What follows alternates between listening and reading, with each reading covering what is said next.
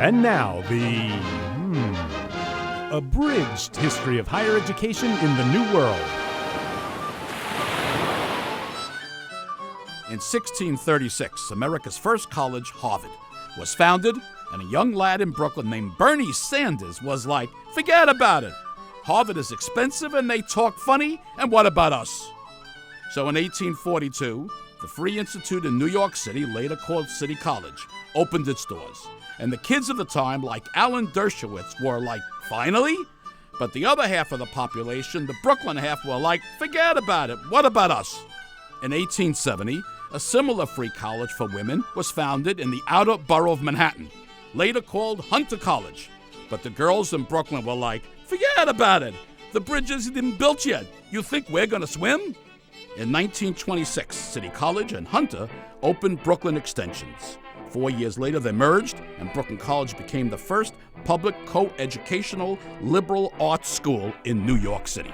It was a special place from the start, but after a while, the female students were like, how come the presidents are always men? And the men were like, forget about it, you're just girls. All these male presidents were good guys, and they did the best they could, but they were just guys, and sometimes they wouldn't stop and ask for directions. The 1970s brought open admissions and a New York City financial default. Many faculty and staff would not receive paychecks in the summer of 1975.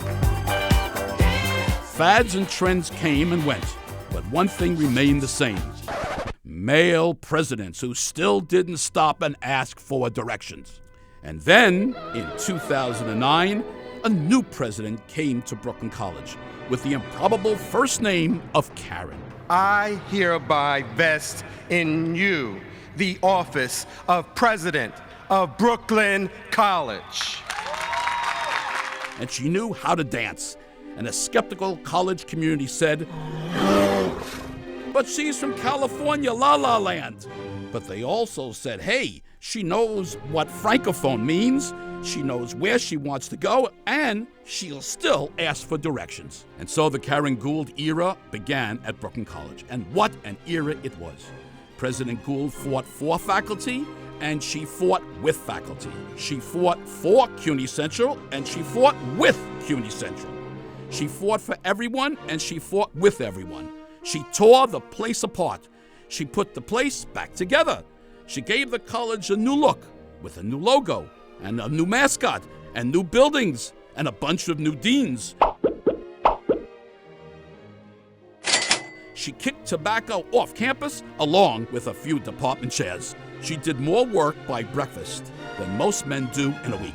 And in 7 years, the dust settled, and she was like, that's it, I'm done. I'm going back to California. California is the place you ought to be. And she dropped the mic, and that's why we're here tonight, so that we will not forget about her.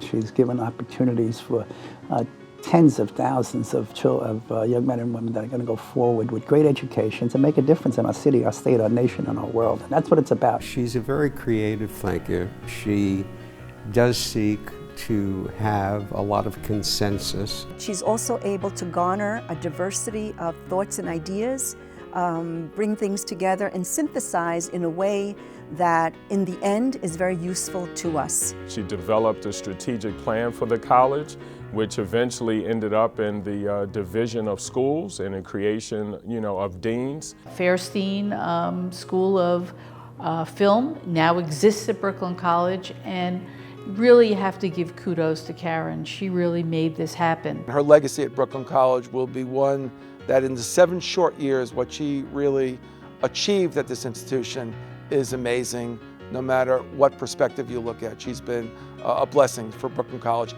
and CUNY. I want to tell you that your best days are yet to come. Now, with your Brooklyn experience, go out to La La Land and show them what life is really about.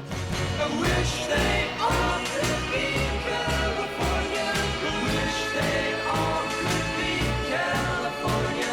I wish they all could be California